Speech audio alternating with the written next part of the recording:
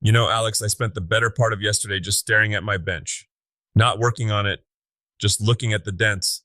There's one half moon gouge near the tail vise where a router bit got away from me back in '08, and honestly, it's like looking at a high school yearbook. Every scar tells a story of a project that almost went sideways. Well, considering the state of your shop sometimes, that bench must be an encyclopedia. But seriously, it's the heart of the room, right? People always ask us where to start, and they want to build the grand cathedral of workbenches right out of the gate. And that's the first trap. They see those massive 8 foot long monster benches on the internet, the ones that look like they were carved out of a single redwood and cost more than my first truck. It intimidates the spirit right out of a person. I've seen folks wait 3 years to start woodworking because they didn't think their bench was worthy yet.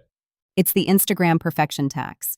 But you always say it doesn't have to be a masterpiece to create masterpieces. So if we're stripping away the ego and the $3,000 hardwood, what actually matters when you're building that first landing pad for your tools?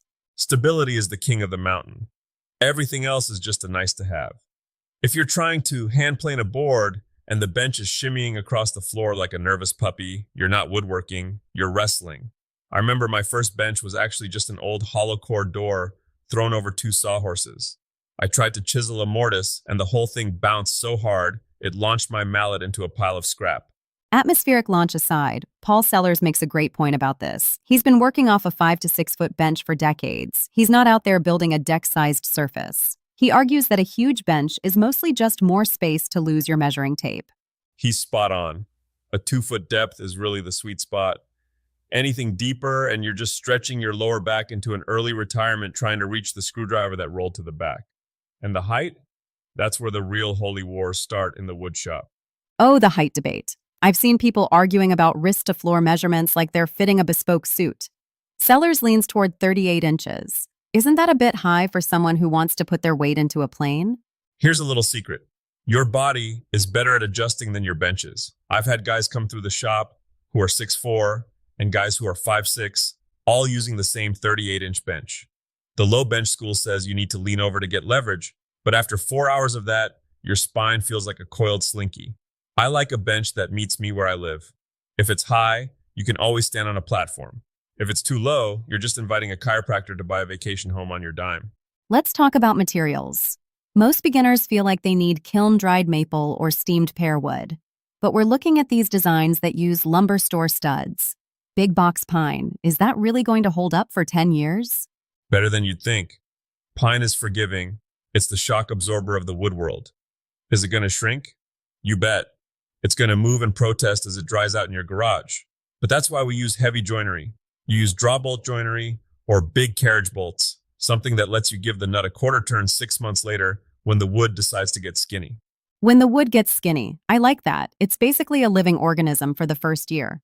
But I noticed in the woodsmith guides, they emphasize that draw bolt joinery. For the folks who don't have a mortising machine, that's a lifesaver, isn't it? It's the ultimate get out of jail free card. You don't need the world's tightest tenon if you've got a steel bolt pulling the shoulder into the leg with the force of 1,000 suns.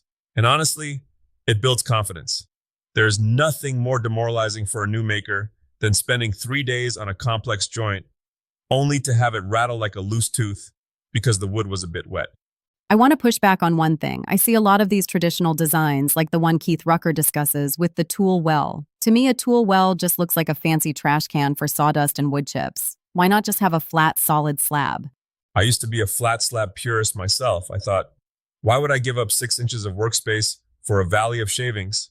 But then I realized that on a flat bench, my chisels are constantly one elbow clumsiness away from a swan dive onto the concrete floor. A well gives your tools a home. It keeps the surface clear for the actual project. Yes, you'll be vacuuming out sawdust, but I'd rather vacuum a well than regrind a chipped edge on a $20 chisel. Okay, I'll grant you the safety aspect. But what about the monarch of the bench, the vise? Rucker goes into deep detail about front vices, spacer blocks, and face blocks. If you're building your first one, do you go for the expensive cast iron quick release, or do you build a leg vise out of scrap? If you got the patience, a leg vise is a beautiful thing. It's basically just a giant lever. But for a first build, go buy a decent iron vise. It's the one place where I tell people not to get too crafty. You want something that grabs hold and doesn't let go. I remember trying to make a wooden vise thread on my second bench. I spent 12 hours carving this screw, feeling real proud, and the first time I cinched it down on a piece of oak, I heard a crack that sounded like a gunshot. I walked out of the shop, sat on the porch, and didn't come back for 2 days. The great vice fracture of the early 2000s. I think that's the reality people need to hear. It's okay to use hardware. It's okay to use carriage bolts. It's okay if your dog holes aren't perfectly aligned to the millimeter. Speaking of dog holes, that's another design decision that trips people up. Square or round? Everyone sees those beautiful square dogs in the European benches and thinks they need to be a master with a mortise chisel. And you're going to tell me round is better because you can just use a drill, aren't you?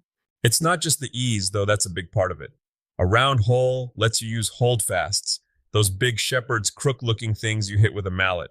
They are the most versatile clamping tool in existence. You can't use a holdfast in a square hole without a lot of headaches. Plus, if you mess up a round hole, you just plug it with a dowel and re-drill it. It's a very forgiving system for someone still learning the rhythm of their tools. So the first bench philosophy we're building here is 5 to 6 feet long, 38 inches high, construction lumber, carriage bolts for the skinny wood factor, and round holes. It sounds surprisingly achievable. That's the point. My biggest shop disaster wasn't a broken tool. It was a bench I made too pretty. I spent so much time on the finish, I even buffed the top with wax, that for the first 6 months, I was afraid to actually work on it. I'd put a piece of cardboard down before I'd set a tool down. You turned your workbench into a coffee table. I did. It was pathetic.